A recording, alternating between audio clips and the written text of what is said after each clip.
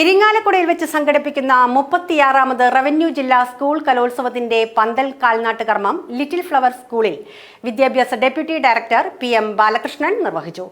ജില്ലാ വിദ്യാഭ്യാസ officer T. Shaila അധ്യക്ഷത വഹിച്ച ചടങ്ങിൽ ചലച്ചിത്ര താരം നീരജ് കൃഷ്ണ മുഖ്യാതിഥിയായിരുന്നു.